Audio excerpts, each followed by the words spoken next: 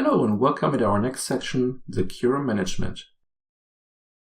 In this section we are going to take a look at how to securely administrate a server, how to monitor the server for security incidents, ways to securely backup data, and finally to configure some security helper tools.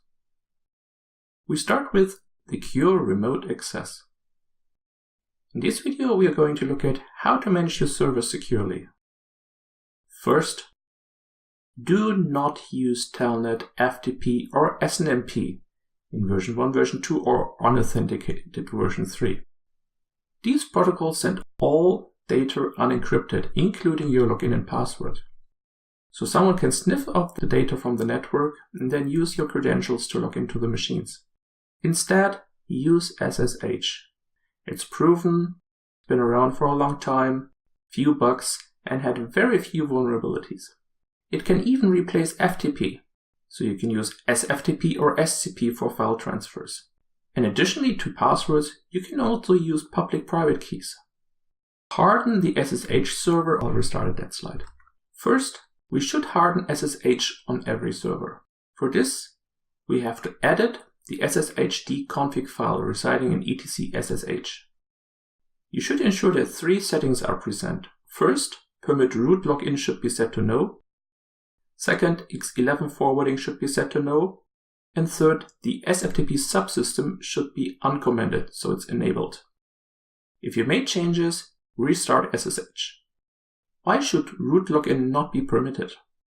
If root can directly log on the system and you have more than one administrator, you cannot find out who did what on the system, because the user who logged in will be root. So it's better to force people to use their user account and then use sudo or su to use administrator commands. You've already seen this slide. It's a reminder on how to use SSH keys, how to generate a strong key, which will generate a private and a public key, how to append the contents to the authorized keys of a server, and then logging in directly without needing to provide a password. In lots of cases for management, there is a web interface.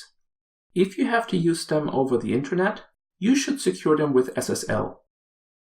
And you should use client and server certificates for authentication. This can be very tedious to configure. And for some, these might not even support it. So my recommendation, use SSH to secure that connection. For example, if a web admin port is bound to port 8080, use SSH to forward the local port on your operating system to the server port. So you just open a browser on your operating system to your local host, and it will be forwarded to the remote server to the web admin. Finally, do not allow logins as root, as I already told you. So you ensure that admins must use su or sudo. Change your password regularly. This should be done about every 3 months. And also ensure that you don't use the same password in several systems. Better than passwords are SSH keys, because this is not something that can be sniffed off. This is something that's just locally on your system.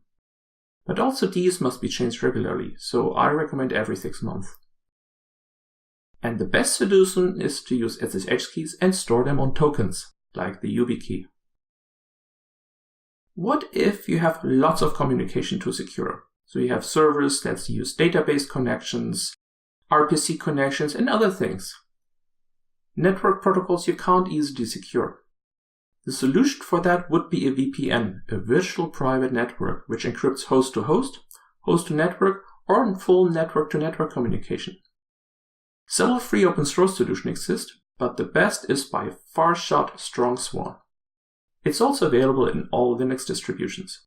It's complex to set up, too complex also for this training, but here are 2 URLs which help you to set it up.